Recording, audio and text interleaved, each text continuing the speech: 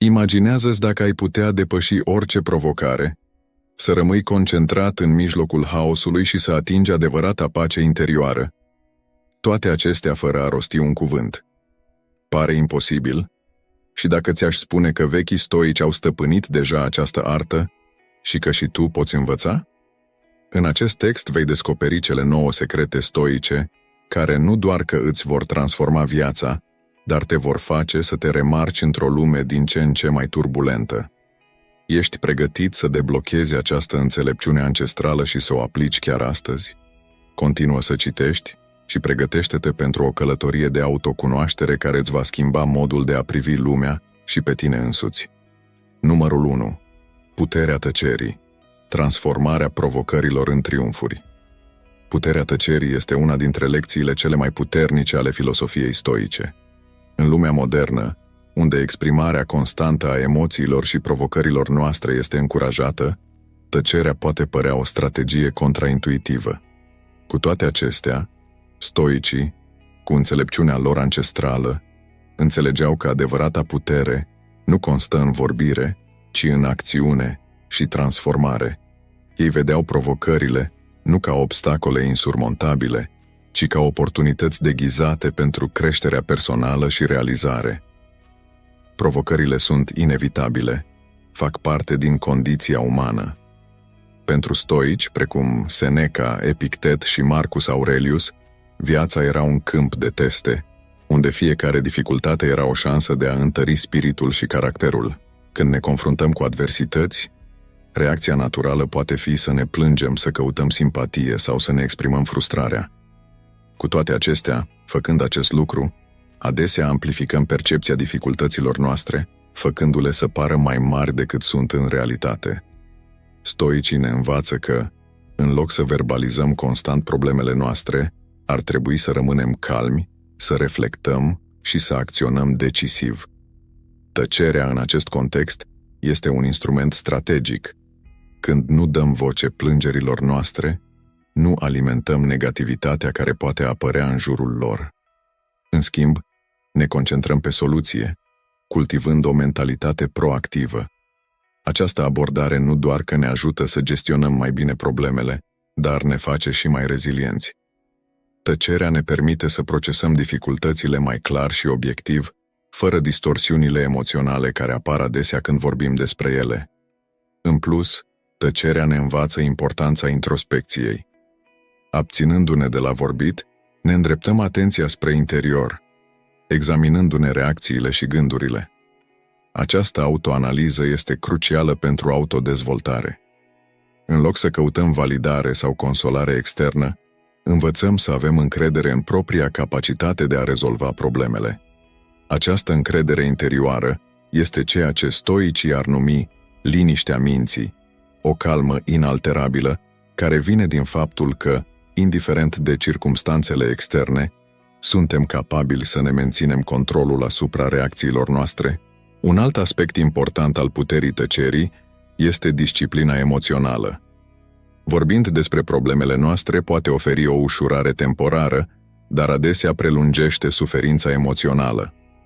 Stoicii credeau că, stăpânind tăcerea, învățăm să ne controlăm emoțiile, evitând să fim dominați de ele. Această disciplină ne permite să luăm decizii mai raționale și eficiente, chiar și sub presiune.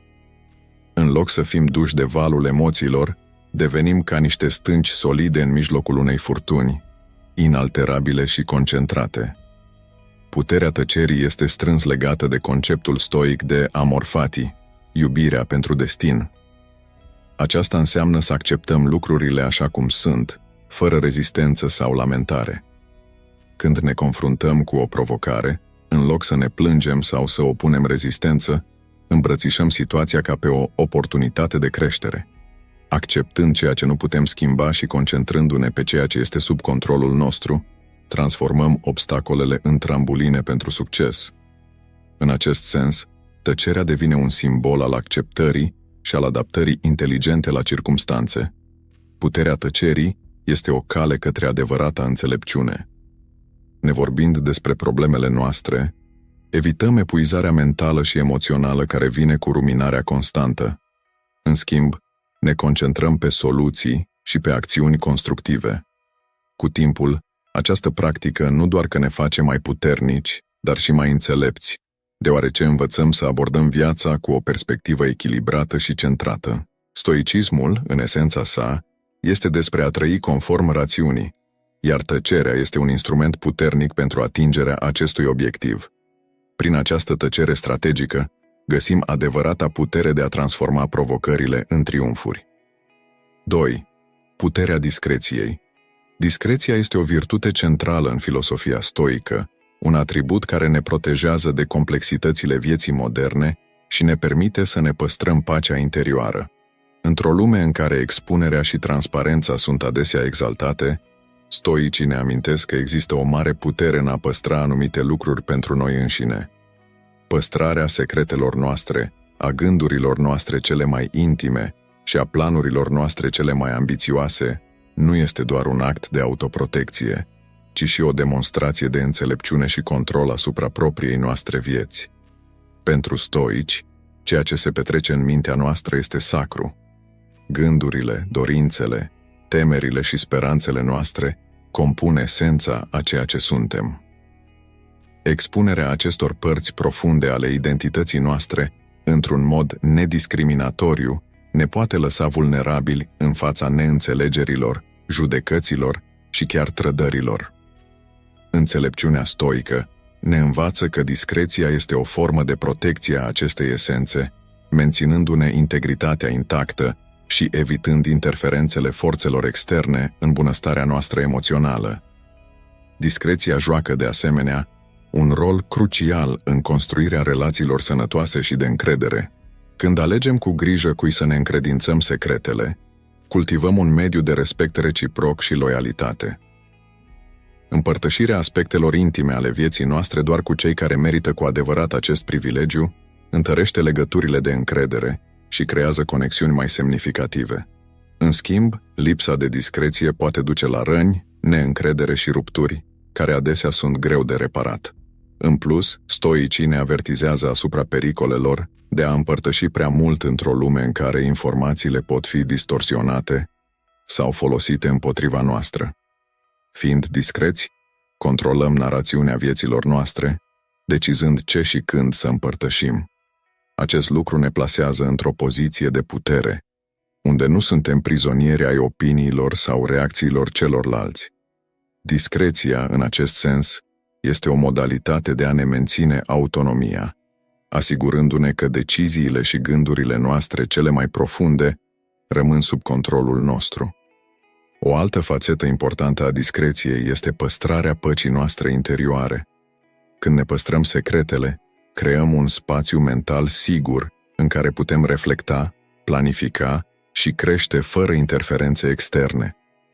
Acest spațiu este vital pentru dezvoltarea personală, deoarece ne permite să ne confruntăm cu temerile și provocările într-un mod onest și direct, fără presiunea de a mulțumi sau justifica acțiunile noastre altora. În acest sanctuar interior, găsim claritatea și puterea de a înfrunta lumea exterioară cu încredere și echilibru. Discreția promovează autocontrolul, o calitate extrem de apreciată de stoici. Într-o eră în care comunicarea este instantanee și tentația de a împărtăși fiecare detaliu al vieții noastre este constantă, capacitatea de a reține informații devine o probă de tărie de caracter. Practicând discreția, învățăm să ne controlăm impulsurile și să luăm decizii mai chibzuite, bazate pe rațiune și nu pe emoția momentului. Acest autocontrol ne face mai rezistenți la influențele externe și mai capabili să navigăm prin complexitățile vieții cu înțelepciune. Discreția este o manifestare a umilinței. Când nu simțim nevoia să împărtășim totul despre noi înșine, recunoaștem că nu avem nevoie de validarea externă pentru a ne afirma valoarea. Această umilință ne permite să ne concentrăm pe ceea ce contează cu adevărat, creșterea noastră personală și contribuția pe care o aducem lumii. Păstrând anumite aspecte ale vieții noastre private, cultivăm o siguranță interioară care nu depinde de opiniile sau aprobările celorlalți. Stoicii ne învață că adevărata libertate constă în capacitatea de a ne controla expunerea în fața lumii. Fiind discreți, păstrăm o parte din noi înșine rezervată, inaccesibilă judecăților externe. Acest lucru ne oferă libertatea de a fi autentici, fără a simți nevoia de a ne conforma gândurile și acțiunile la așteptările altora. Această libertate este esențială pentru a trăi o viață de integritate și scop, unde alegerile noastre sunt ghidate de valorile noastre și nu de presiunile sociale. Puterea discreției este o forță care ne permite să ne protejăm sinele interior, să construim relații autentice și să trăim cu o autenticitate inalterabilă. Păstrându-ne secretele, nu doar că ne păstrăm pacea interioară, dar cultivăm și o forță internă care ne permite să înfruntăm lumea cu înțelepciune, demnitate și echilibru. Discreția, așadar, nu este doar o practică de autoprotecție, ci și un drum spre o viață mai plină și mai centrată. Numărul 3. Valoarea de a nu vorbi despre reușitele tale. Umilința este o virtute fundamentală în filosofia stoică și una dintre cele mai puternice manifestări ale acesteia este capacitatea de a nu te lăuda cu realizările tale. Într-o epocă marcată de nevoia constantă de validare externă și de cultura autopromovării, stoicii ne oferă o abordare radical diferită, valoarea tăcerii în privința realizărilor noastre. Această practică nu doar că ne întărește caracterul, dar ne ajută să ne menținem concentrați pe ceea ce contează cu adevărat, creșterea noastră continuă și angajamentul față de virtute. Stoicii, precum Epictet, Seneca și Marcus Aurelius, credeau că adevărata realizare vine din interior și nu din aclamările externe. Vorbind despre realizările noastre, ne poate duce în capcana aroganței și a complăcerii. Când căutăm constant recunoașterea celorlalți, riscăm să devenim dependenți de aprobarea lor, ceea ce poate distorsiona motivația noastră originală. În loc să acționăm conform valorilor și convingerilor noastre, putem începe să acționăm în căutarea aplauzelor, pierzând din vedere adevăratul scop al acțiunilor noastre. În plus, umilința tăcută ne protejează mintea de iluzia succesului temporar.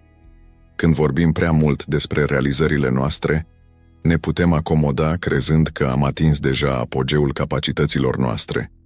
Cu toate acestea, stoicii ne amintesc că viața este un proces continuu de creștere și perfecționare. Sărbătorirea victoriilor noastre în tăcere ne menține umili și conștienți că întotdeauna există mai mult de învățat și de realizat. Aceasta ne ajută să evităm stagnarea și să continuăm să căutăm excelența în tot ceea ce facem. Un alt aspect important al umilinței tăcute este impactul pozitiv pe care îl are asupra relațiilor noastre interpersonale. Când nu simțim nevoia de a ne lăuda cu realizările noastre, evităm să trezim sentimente de invidie sau competiție inutilă în ceilalți. În schimb, creăm un mediu de respect reciproc și cooperare, unde acțiunile noastre vorbesc pentru noi. Această abordare întărește legăturile sociale și promovează un sentiment de comunitate, unde toți sunt încurajați să crească și să contribuie, fără presiunea de a compara realizările lor cu ale celorlalți. Umilința tăcută ne ajută să menținem un echilibru sănătos între ego și realitate. Când permitem ego-ului să preia controlul, riscăm să pierdem contactul cu realitatea și cu oamenii din jurul nostru. Stoicii susțineau moderația în toate lucrurile, inclusiv în modul în care gestionăm succesul nostru. Păstrându-ne realizările în tăcere, ne protejăm de excesele ego-ului, rămânând centrați și conectați cu valorile noastre fundamentale. Aceasta ne permite să trăim într-un mod mai autentic și echilibrat, fără a fi deviem de iluzii de măreție. În plus, nevorbind despre realizările noastre, cultivăm o autosuficiență esențială pentru reziliența emoțională. Când ne obișnuim să depindem de aprobarea externă pentru a ne valida eforturile, devenim vulnerabili la fluctuațiile de opinie și la judecata altora. În contrast, practicarea umilinței tăcute ne întărește din interior, permițându-ne să găsim satisfacție și validare în noi înșine. Această independență emoțională este crucială pentru a naviga prin suișurile și coborâșurile vieții, cu seninătate și încredere. Un alt punct crucial este că umilința tăcută întărește ideea că acțiunile noastre, și nu cuvintele noastre, sunt adevărata reflectare a caracterului nostru. În loc să ne anunțăm realizările, stoicii ne încurajează să lăsăm ca acțiunile noastre să vorbească de la sine. Aceasta creează o formă de influență genuină, unde îi inspirăm pe ceilalți nu prin discursuri goale, ci prin exemplul concret al vieților noastre. Această influență tăcută este adesea mai puternică și mai durabilă decât orice recunoaștere publică. Practica umilinței tăcute ne conectează cu esența stoicismului, a trăi în conformitate cu virtutea, indiferent de circumstanțele externe. Stoicii ne amintesc că adevăratul succes nu se află în aplauzele pe care le primim, ci în satisfacția de a fi trăit conform principiilor noastre. Când practicăm umilința tăcută, ne aliniem cu această viziune, găsind o pace interioară care este inalterabilă de opiniile celorlalți. Această pace ne permite să continuăm călătoria noastră de creștere personală cu scop și determinare, știind că cea mai mare recompensă a noastră este integritatea și realizarea interioară. Umilința tăcută este un antidot puternic împotriva capcanelor ego-ului și a căutării neîncetate pentru validare externă. Nevorbind despre realizările noastre, ne concentrăm pe ceea ce contează cu adevărat, creșterea noastră continuă, caracterul nostru și contribuția noastră pentru lume. Această practică nu doar că ne întărește reziliența și autosuficiența, dar ne permite să trăim o viață cu scop, integritate și satisfacție interioară adevărată. Numărul 4. Strategia tăcută, păstrarea pasului următor. În jocul vieții, ca și în șah, abilitatea de a păstra următoarele mișcări în secret poate fi cheia succesului. Filosofia stoică valorizează concentrarea pe acțiune în loc de vorbire, mai ales când vine vorba de planurile viitoare. Vorbitul prea mult despre intențiile noastre poate crea distrageri și presiuni inutile, în timp ce menținerea tăcerii ne permite să avansăm cu mai multă siguranță și precizie. Când împărtășim planurile noastre prea devreme, riscăm să creăm așteptări în ceilalți și, mai rău, în noi înșine. Aceste așteptări ne pot împovăra și ne pot devia de la calea noastră. Stoicii credeau că, păstrând următorii pași în secret, ne păstrăm libertatea de a acționa fără interferențe externe și fără a simți nevoia de a justifica alegerile noastre. Strategia tăcută servește de asemenea la protejarea concentrării noastre.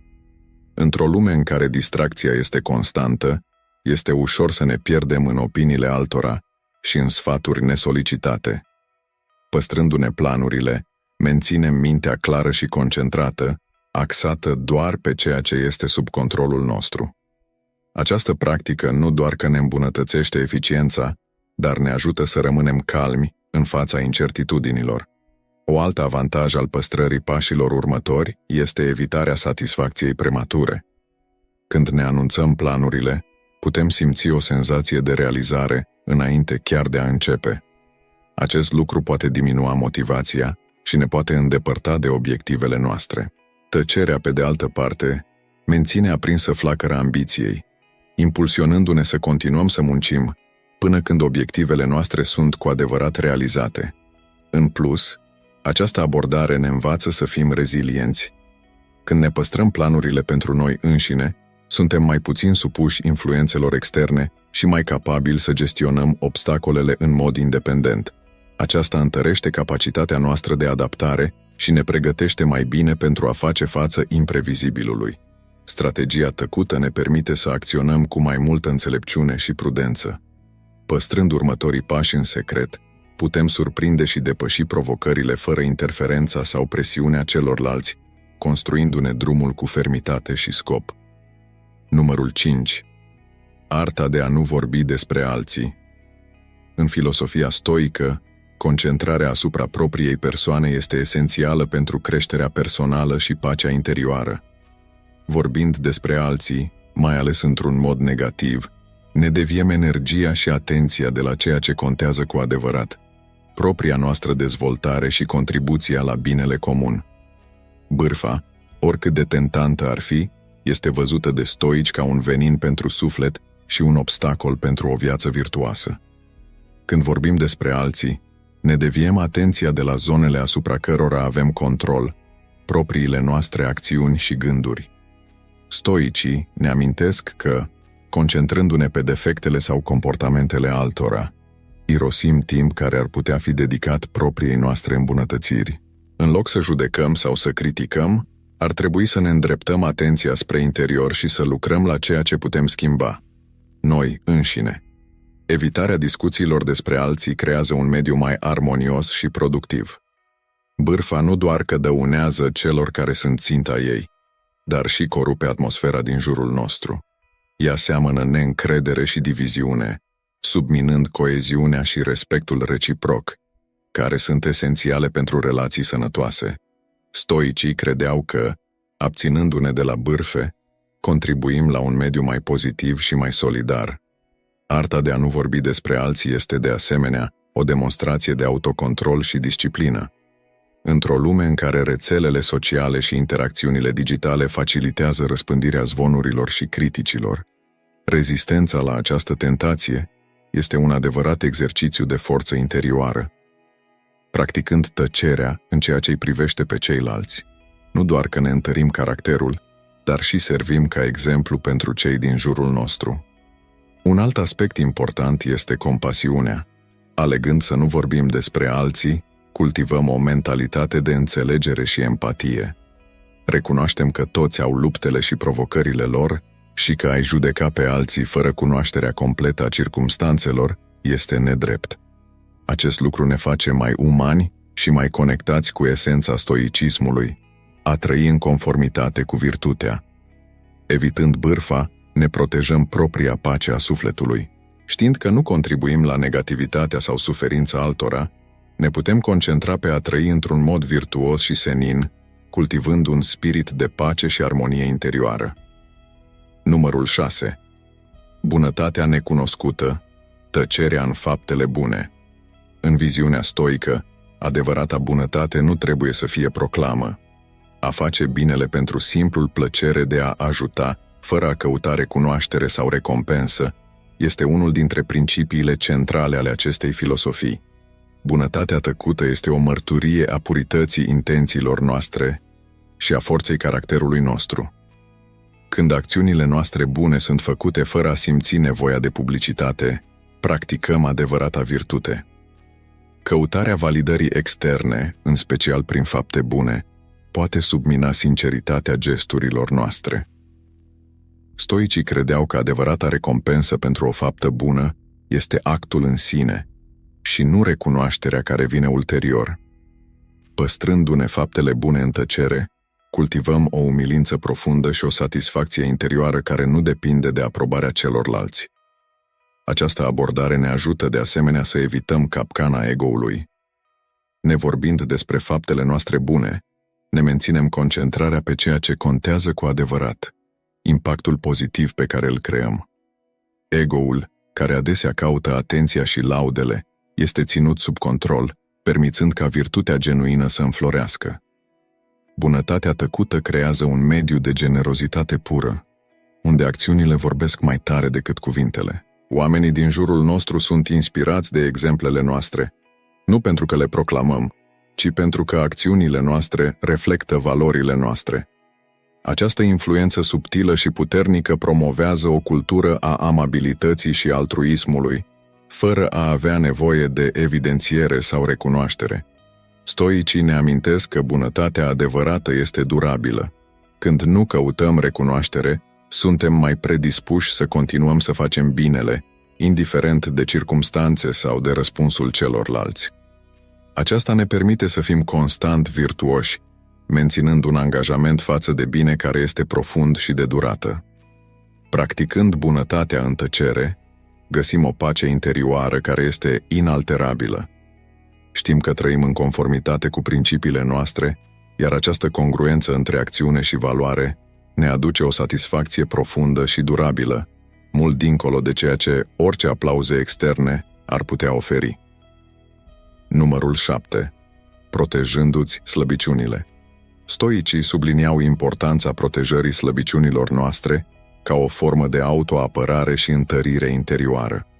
Deși recunoașterea defectelor noastre este vitală pentru creștere, expunerea lor publică ne poate lăsa vulnerabili la critici, manipulări sau chiar autosabotaj. Pentru stoici, tăcerea în privința fragilităților noastre este o strategie de reziliență și autocontrol. Protejarea slăbiciunilor noastre nu înseamnă a le ignora sau a pretinde că nu există, ci a lucra asupra lor în tăcere, departe de privirile critice. Păstrând aceste vulnerabilități pentru noi înșine, le putem aborda cu concentrare și determinare, fără presiunea sau judecata altora. Această abordare ne întărește încrederea în sine și ne pregătește mai bine pentru a face față provocărilor. Tăcerea în privința slăbiciunilor noastre ne permite să evităm utilizarea acestora împotriva noastră. În medii competitive sau ostile, expunerea vulnerabilităților noastre poate fi o deschidere pentru ca alții să le folosească pentru a ne prejudicia. Păstrându-le secrete, ne păstrăm integritatea și poziția, permițând ca acțiunile și forța noastră interioară să vorbească mai tare. Această protecție promovează de asemenea un proces de autotransformare mai eficient. Lucrând în tăcere asupra slăbiciunilor noastre, le putem modela în puncte forte fără interferențe externe. Această practică de autoperfecționare este centrală pentru stoicism, unde creșterea personală este o călătorie continuă și adesea solitară, dar profund răsplătitoare. Un alt aspect crucial este percepția lumii exterioare. Când evităm să vorbim despre slăbiciunile noastre, proiectăm o imagine de forță și încredere. Acest lucru nu este despre a-i înșela pe ceilalți, ci despre a proteja procesul nostru intern de creștere și a asigura că interacțiunile noastre se bazează pe respect reciproc și recunoașterea capacităților noastre.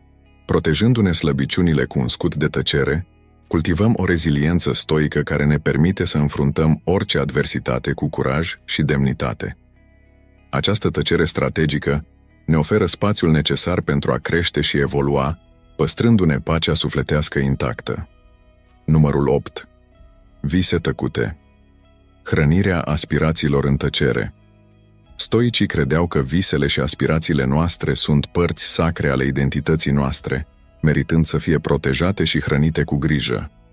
Împărtășirea viselor noastre prea devreme sau cu persoanele nepotrivite le poate expune la critici, îndoieli sau chiar sabotaj. De aceea, filosofia stoică valorizează practica de a ne păstra visele în secret, permițându-le să crească și să se întărească înainte de a fi dezvăluite lumii. Hrănirea aspirațiilor în tăcere ne oferă libertatea de a ne modela și adapta visele, fără influența opiniilor externe. Adesea, atunci când împărtășim planurile noastre cu alții, ajungem să fim influențați de temerile, nesiguranțele sau viziunile lor limitate. Păstrându-ne visele private, le putem explora în toată amploarea și potențialul lor, fără limitările impuse de judecățile altora. Această practică ne ajută de asemenea să ne menținem concentrați pe prezent. Stoicii ne învățau că viața trebuie trăită în acum și nu într-un viitor ipotetic. Păstrându-ne visele în secret, evităm să ne pierdem în fantezii și așteptări, concentrându-ne pe acțiunile concrete pe care le putem realiza astăzi pentru a ne apropia de obiectivele noastre. Tăcerea asupra viselor noastre ne păstrează motivația intrinsecă. Când rămânem fideli dorințelor noastre cele mai profunde, fără a simți nevoia de validare externă, ne întărim determinarea și reziliența.